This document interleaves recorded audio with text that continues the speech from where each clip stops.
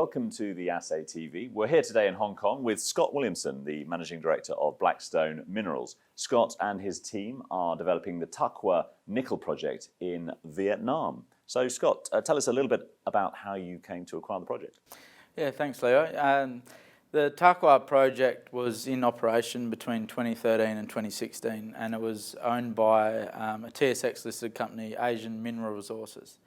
And the MD at the time was Evan Spencer. So Evan was my first ever boss in the industry when I was a young mining engineer, and he was my mine manager back in Kalgoorlie. And I had a coffee with Evan down at the Black Tom's Cafe in West Perth, and I said, whatever happened to that nickel mine that you used to run? And the reason we were looking for a nickel mine is because of this movement in the battery, I suppose, technology and chemistry.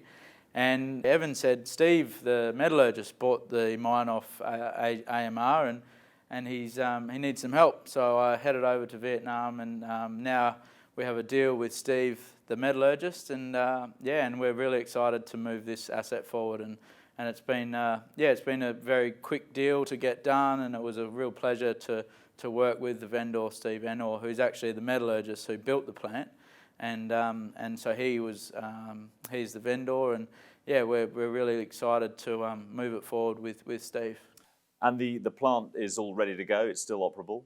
Yeah, so Steve, being a metallurgist, he's kept it in very good condition. He's taken the best parts of the plant and he's put it in the concentrate shed and kept it out of the rain. And so all it would mean is to bring those parts back out of the concentrate shed and turn it back on, basically. The problem being is if we turn the concentrator on, we pay a 20% tariff to the government.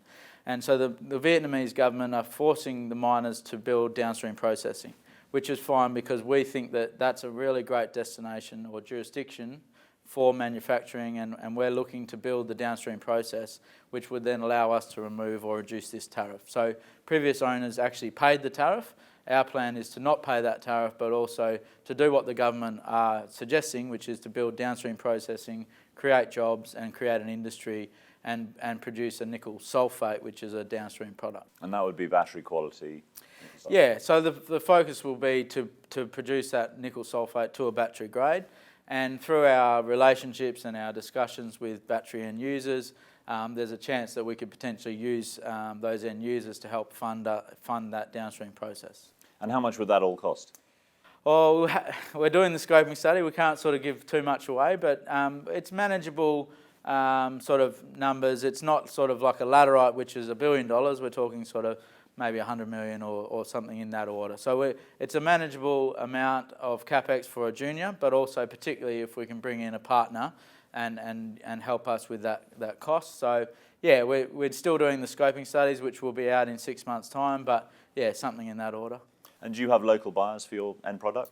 Yeah, so LG Chem are looking to build a battery plant in Haiphong, which is the port city nearby the mine. So they're a logical buyer. But once we've deliver a final product, then we can ship that, and the market being China, South Korea and Japan. So we're on the doorstep of the major players on the lithium-ion battery industry.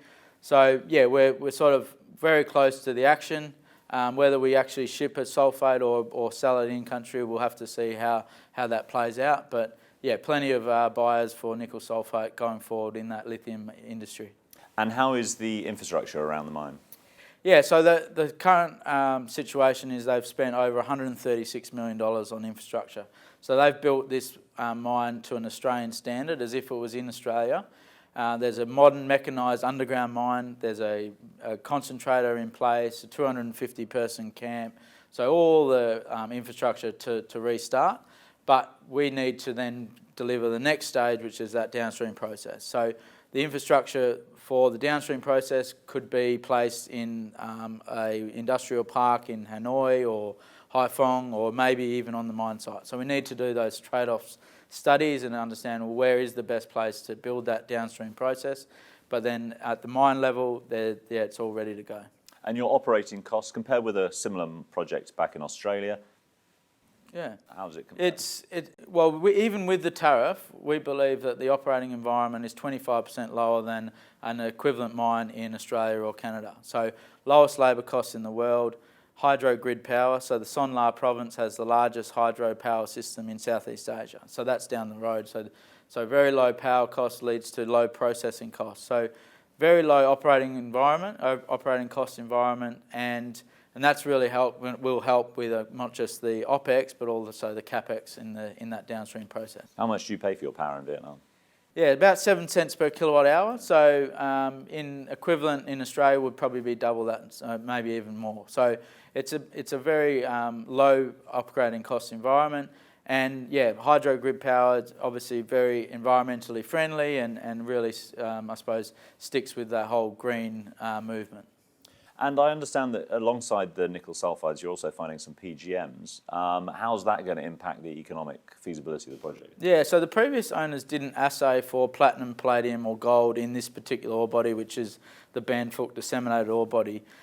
What we're seeing is up to 1 gram per tonne in platinum plus palladium plus gold, and in an open pit mining scenario, that would cover a lot of those operating costs. So we could potentially cover a lot of the costs before even looking at the nickel revenue. So the nickel will still be 80 to 90% of the revenue driver, but some really significant byproduct credits potentially from these platinum palladium metals. Yeah. Fantastic. And who's on the board?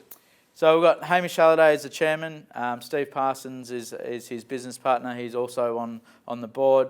These guys have been working together for 20 years. They've done this time and time again. They take a $5 million company, they make major discoveries, they turn them into multiple $100 million companies, and then they create shareholder wealth, corporate success. Bellevue Gold's a great example, BGL's the code. That's one of the, I suppose, most exciting discoveries on the ASX at the moment. It's a great multi-million ounce discovery in Western Australia. They've done it in West Africa, they've done it in Western Australia, and now we're going to do it in Vietnam.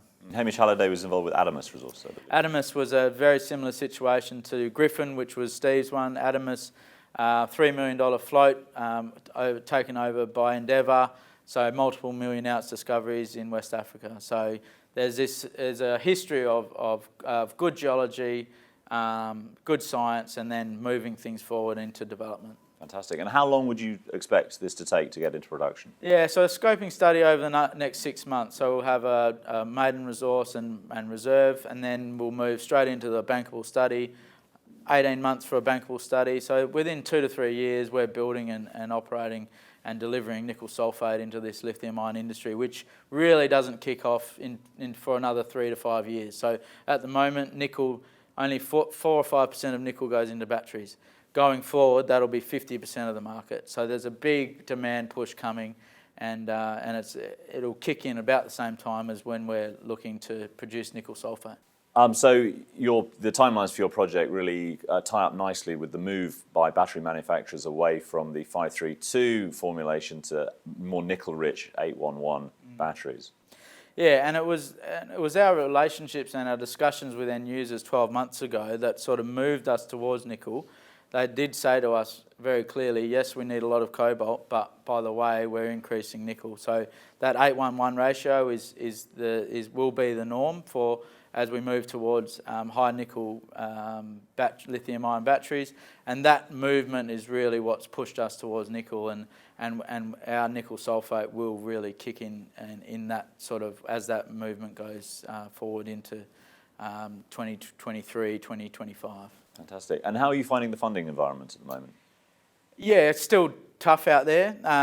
It's if you can hit the right themes, you can raise money. But what we're seeing is that there's a real lack of on-market support. But that's fine.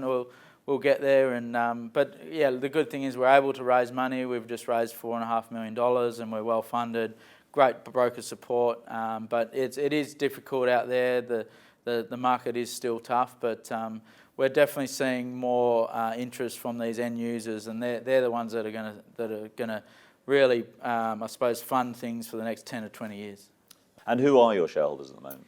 So we've got board and management holds 17%. The Deutsche Balaton Fund out of Germany, very supportive, around 15%. So they came in for the cobalt, and they're very happy with the nickel story. So yeah, very supportive shareholder there.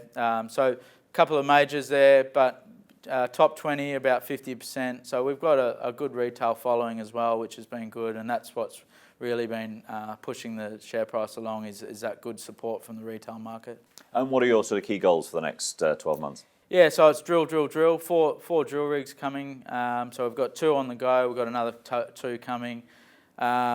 Updates every few weeks, so it'll be just consistent news flow as we drill out that Bandfault disseminated ore body, but also testing a number of these other targets that have been left behind. So there's 25 massive sulfide targets untested.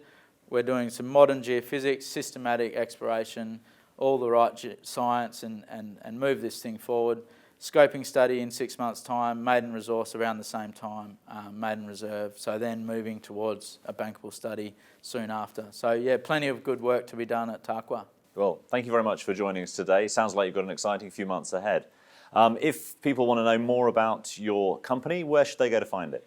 Yeah, so I suppose the website, blackstoneminerals.com.au. We're busy on Twitter and Facebook and LinkedIn, so yeah, either whatever your, I suppose, usual channel is, yeah, we get out on the social media as well. So on obviously the ASX platform for official announcements. Well, thank you very much for joining us here in Hong Kong, and thanks for watching.